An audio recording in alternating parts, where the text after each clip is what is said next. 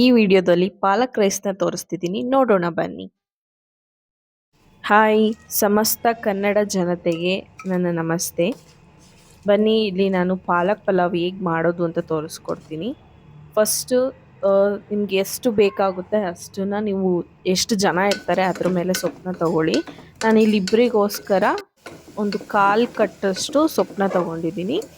ಅದನ್ನ ನಾನು ಕಟ್ ಮಾಡಿ ಅದಕ್ಕೇನೆ ನಾನು ಕೊತ್ತಂಬರಿ ಸೊಪ್ಪು ಮತ್ತು ಹಸಿಮೆಣ್ಸಿನ್ಕಾಯಿನ ಹಾಕ್ಕೊಂಡು ಬೇಯಿಸ್ಕೊಳ್ತಾ ಇದ್ದೀನಿ. ಎಣ್ಣೆಲಿ ಫ್ರೈ ಮಾಡಬಾರ್ದು, ನೀರಲ್ಲಿ ಬೇಯಿಸ್ಕೋಬೇಕು. ಬೇಯಿಸ್ಕೊಂಡಿದ ನಂತರ ನಾನು ಅದನ್ನು ಸೈಡಿಗೆ ಇಟ್ಕೊಂಡು ಹಾರಕ್ಕೆ ಬಿಡ್ತೀನಿ. ಇವಾಗ ಅದೇ ಕುಕ್ಕರಲ್ಲಿ ನಾವು ಮಾಡಬೇಕಾಗಿರೋದ್ರಿಂದ ಕುಕ್ಕರ್ಗೆ ಸ್ವಲ್ಪ ಆಯಿಲು ಮತ್ತು ಕರ್ಬೇವಿನ ಸೊಪ್ಪನ್ನ ಹಾಕ್ಕೊಳ್ತಾ ಇದ್ದೀನಿ.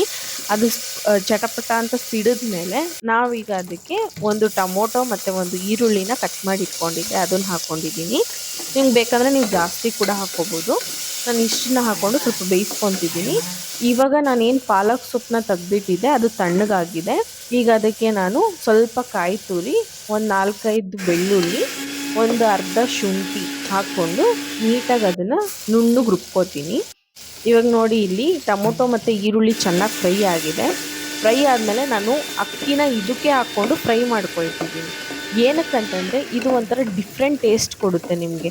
ಎಲ್ಲರೂ ಹೆಂಗೆ ಮಾಡ್ತಾರೆ ಅಂದರೆ ನೀರು ಹಾಕ್ಬಿಟ್ಟು ಆಮೇಲೆ ಅದಕ್ಕೆ ಅಕ್ಕಿನ ಹಾಕ್ತಾರೆ, ಅದು ಒಂಥರ ಚೆನ್ನಾಗಿರುತ್ತೆ. ಬಟ್ ನಾನು ಇಲ್ಲಿ ಈ ಥರ ಮಾಡ್ತಿರೋದ್ರಿಂದ ಇದು ಒಂಥರ ಡಿಫ್ರೆಂಟ್ ಟೇಸ್ಟ್ ಕೊಡುತ್ತೆ. ಇವಾಗ ಇದಕ್ಕೆ ನಾನು ಸ್ವಲ್ಪ ಅರಿಶಿನ, ಸ್ವಲ್ಪ ಗರಂ ಮಸಾಲ, ಸ್ವಲ್ಪ ಬಿರಿಯಾನಿ ಮಸಾಲ ಹಾಕ್ತಾಯಿದ್ದೀನಿ ಟೇಸ್ಟ್ಗೋಸ್ಕರ, ಮತ್ತು ಸ್ವಲ್ಪ ಕಸ್ತೂರಿ ಮೆಂತ್ಯನ ಹಾಕ್ಬಿಟ್ಟು ಇಲ್ಲಿ ನಾನು ನೀಟಾಗಿ ಫ್ರೈ ಮಾಡ್ಕೊತಾ ಇದ್ದೀನಿ.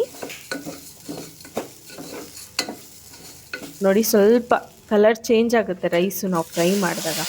ಫ್ರೈ ಆದ ತಕ್ಷಣ ಇದಕ್ಕೆ ನಾನು ಏನು ರುಬ್ಬಿಟ್ಕೊಂಡಿದ್ದೆ ಅಲ್ವಾ ಪಾಲಕ್ ಸೊಪ್ಪಿಂದು, ಅದನ್ನು ಹಾಕ್ಕೊಂಡು ನೀಟಾಗಿ ಮಿಕ್ಸ್ ಮಾಡ್ಕೊಳ್ತೀನಿ. ಆ ರೈಸ್ಗೆ ಮತ್ತು ನಾವು ರುಬ್ಬಿರೋಂಥ ಮಸಾಲ ಎರಡೂ ಚೆನ್ನಾಗಿ ಮಿಕ್ಸ್ ಆದರೆ ನಿಮಗೆ ತಿನ್ನುವಾಗ ಟೇಸ್ಟು ತುಂಬ ಚೆನ್ನಾಗಿರುತ್ತೆ. ಇವಾಗ ಇದಕ್ಕೆ ನನಗೆ ಎಷ್ಟು ಬೇಕೋ ಅಷ್ಟು ನಾನು ನೀರನ್ನ ಹಾಕ್ಕೊಂಡು ರುಚಿಗೆ ತಕ್ಕಷ್ಟು ಉಪ್ಪು ಹಾಕಿ ಲಾಸ್ಟಲ್ಲಿ ಒಂದು ನಿಂಬೆಹಣ್ಣ ಹಿಂಡ್ಕೊಳ್ತಾ ಇದ್ದೀನಿ.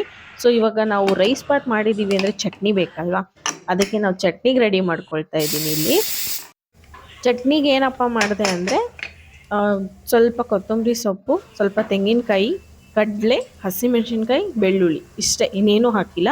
ಸ್ವಲ್ಪ ಉಪ್ಪು ಹಾಕ್ಬಿಟ್ಟು ಚಟ್ನಿ ಮಾಡ್ಕೊಂಡಿದ್ದೀನಿ. ಇವಾಗ ನೋಡಿ 2 ವಿಷಲ್ ಆಗಿದೆ.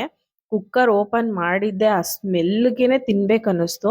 ನೋಡಿ ಹೆಂಗೆ ಹೊಗೆ ಬರ್ತಾ ಇದೆ. ಅದನ್ನು ಸರ್ವ್ ಮಾಡ್ತಾ ಇದ್ದೆ ಪ್ಲೇಟಲ್ಲಿ. ಒಂದು ತಟ್ಟೆಯಲ್ಲಿ ನಮ್ಗೆ ಎಷ್ಟು ಬೇಕೋ ಅಷ್ಟು ರೈಸ್ ಬಾತು ಮತ್ತು ಚಟ್ನಿ, ಸೌತೆಕಾಯಿ, ಬೋಂಡ ರೆಡಿಯಾಗಿದೆ. ತಿನ್ನೋಣ.